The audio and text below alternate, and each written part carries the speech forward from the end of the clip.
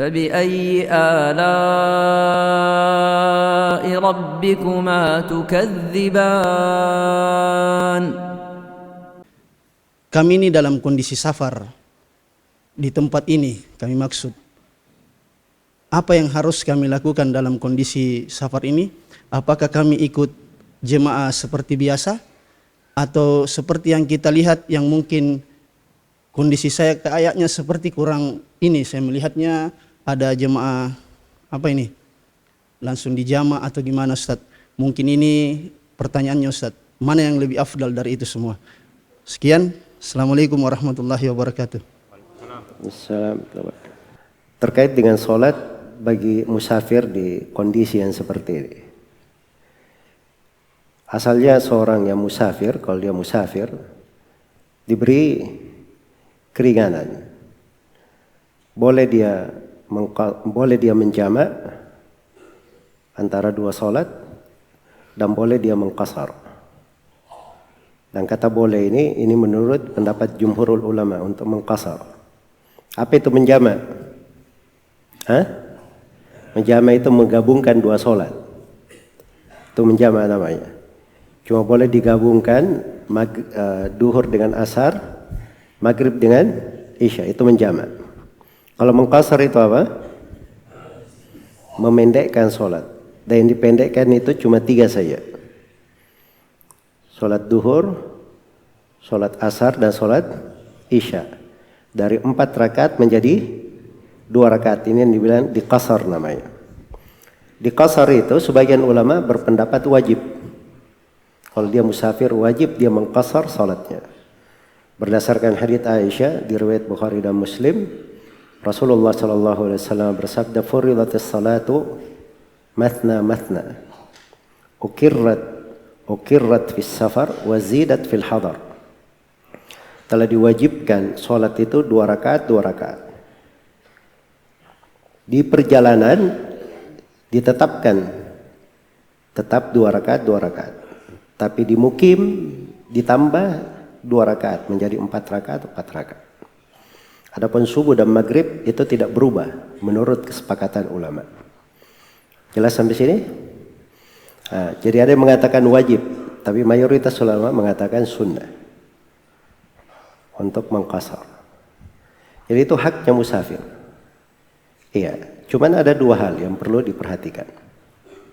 Hal yang pertama, seorang itu dimanapun dia berada, dia di tengah masyarakat, jangan dia bikin hal yang aneh-aneh, yang kelihatannya tidak familiar terhadap orang yang berada di situ.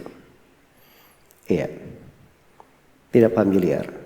Ya kalau misalnya dia lihat di masjid tersebut, ini kurang cocok kalau dijamak sholatnya, maka kita semua hadir di sini alhamdulillah. Di setiap waktu sholat hadir. Ya, lakukan saja sholat itu pada waktunya. Mungkin itu lebih bagus, lebih familiar terhadap masyarakat di masjid seperti ini, dan lebih enak bagi orang yang melihatnya. Jelas ya? Itu hal yang pertama. Hal yang kedua, bagi siapa yang sudah menjamak sholat dan dia tetap di masjid, di sekitar masjid, kalau dia mendengar adzan, asalnya adzan itu dijawab. Jadi dia sudah sholat pun masuk ke dalam, ikut sholat. Karena masalah yang sudah menjamak ini kadang masih di sekitar masjid. Iya. Itu yang menjadi masalah. Sekarang kita dipanggil adzan. Adzan itu panggilan atau bukan? Panggilan. Asalnya kita jawab. Tapi kalau seorang pas adzan, dia di masjid, di dalam masjid, walaupun sudah sholat, haram hukumnya dia keluar dari masjid.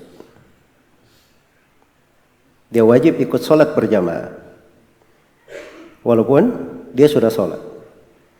Karena itu ada 2 orang duduk di belakang, sedangkan Nabi SAW sedang sholat asar bersama para sahabat.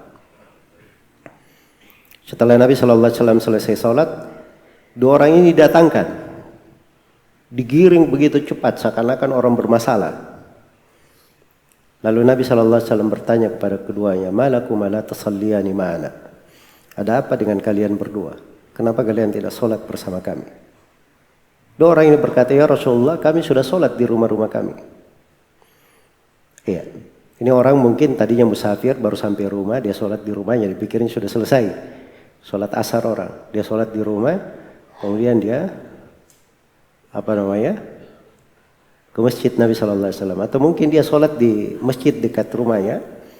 Setelah itu dia datang ke Masjid Nabawi. Ternyata Nabi dan para sahabat belum sholat. Karena menganggap dirinya sudah sholat, akhirnya duduk di belakang. Maka kata Nabi SAW, jangan lagi kalian ulangi perbuatan kalian itu.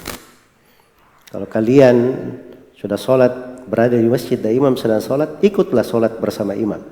Dan itu dihitung untuk kalian sholat sunnah. Dihitung untuk kalian sholat sunnah. Itu namanya menjaga kebersamaan.